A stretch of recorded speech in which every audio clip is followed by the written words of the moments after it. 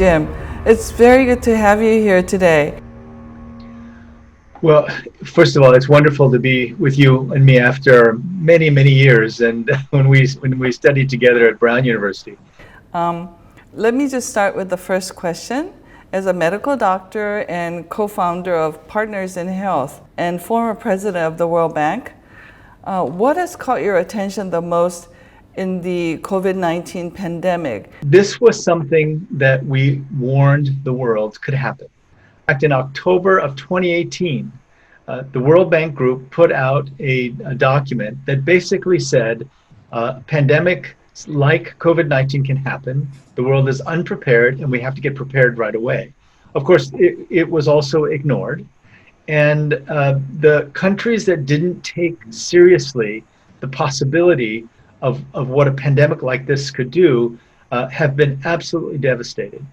The countries that were prepared, like Korea, the countries that had experienced something as frightening as what we're going through right now, were prepared and now are battling the virus. But this is the most difficult virus that we've ever had to face. And unfortunately, some of the most advanced countries in the world are really struggling.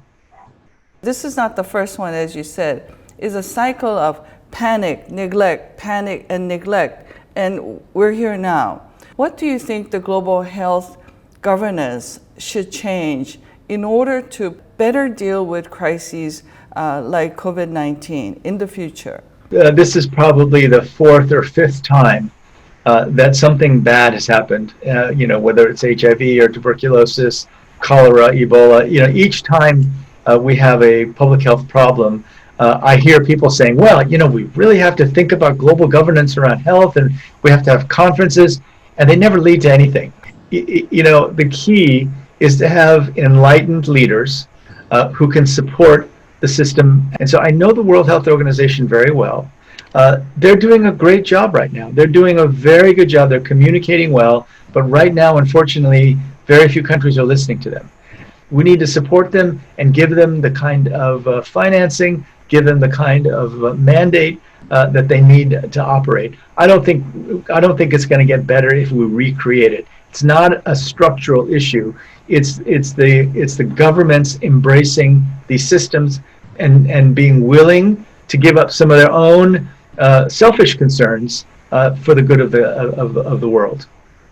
Now, in this post-corona situation where many countries are going to clamp down on their budgetary expenses, I'm concerned that the budget that we used to provide for development assistance is going to go down. Maybe a decade plus ago, and the so-called HIPC, the Highly Indebted Poor Country Initiative.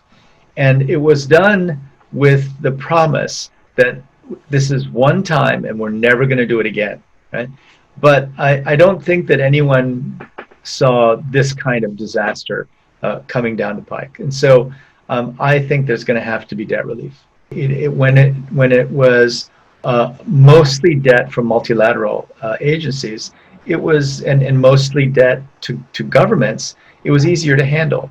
But now the debt situation is very different. There's a lot of private debt. There's a lot of debt that came from specific countries to African private sector players, for example.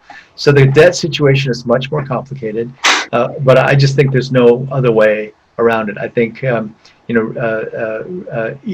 the very least, delaying debt payment, but also I think debt relief is going to be something that's going to be really important to allow the countries to have enough resources to build out their healthcare systems.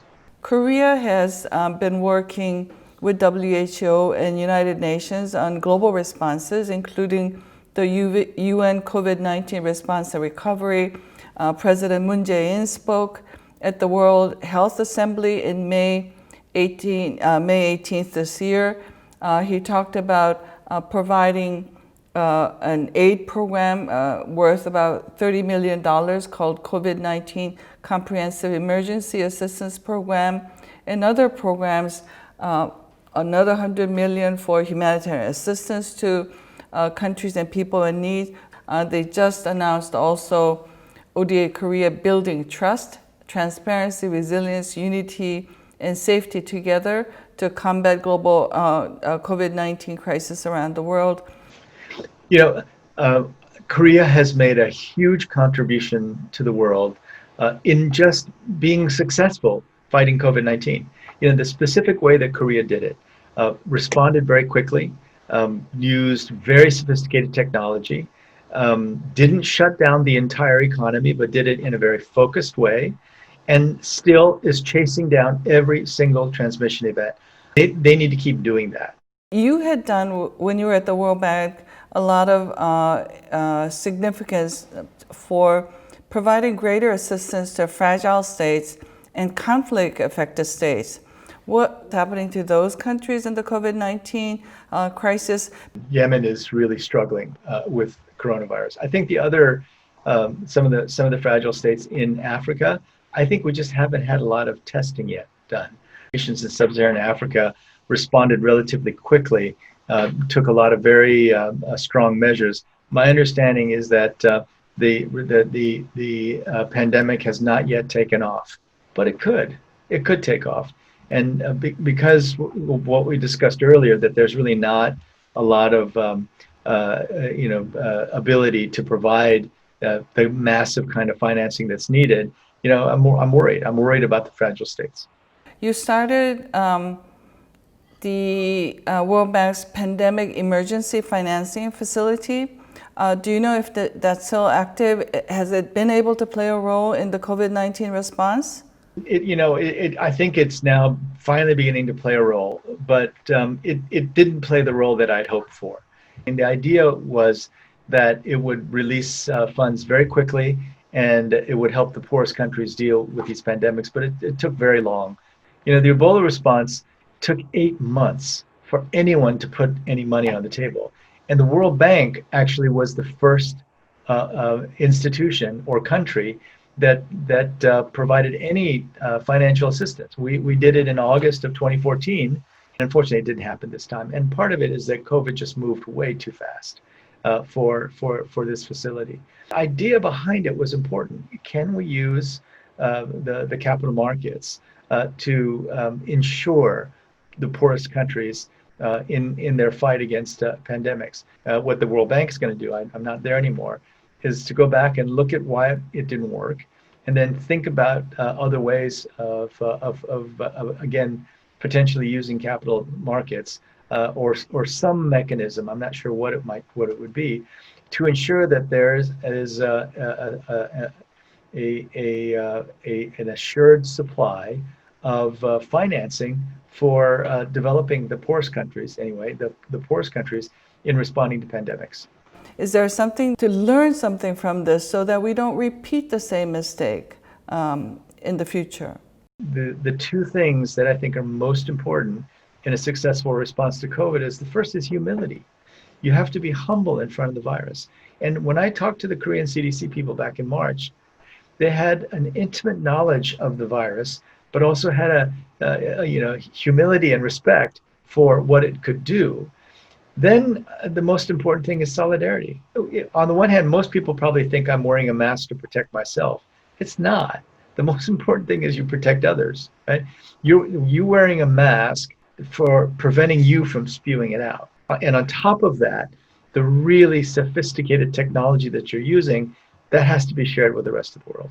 You've credited your philosopher mother for introducing you to the writings of Martin Luther King Jr.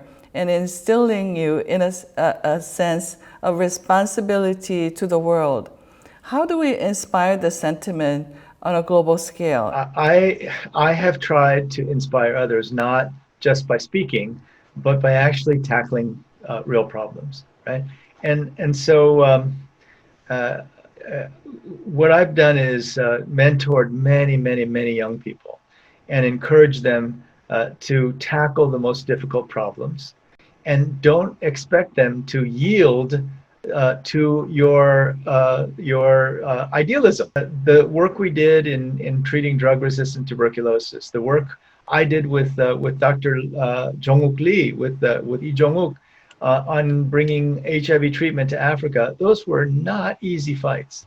And so I didn't do it because I thought that this was a big idea, or that that people would thank me for it. Really wrong, right? I say this all the time. I've seen so many young people go to some of our project sites, and they expect poor people to be both compliant and grateful, and they're most often neither.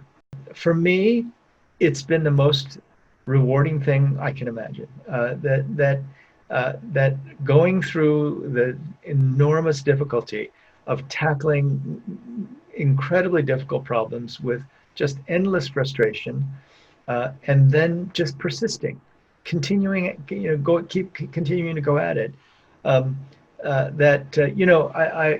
always tell people one of my favorite sayings in Korean is 젊은 고생 사수도 한다. That it's important to have hardships when you're young, even if you have to pay for it.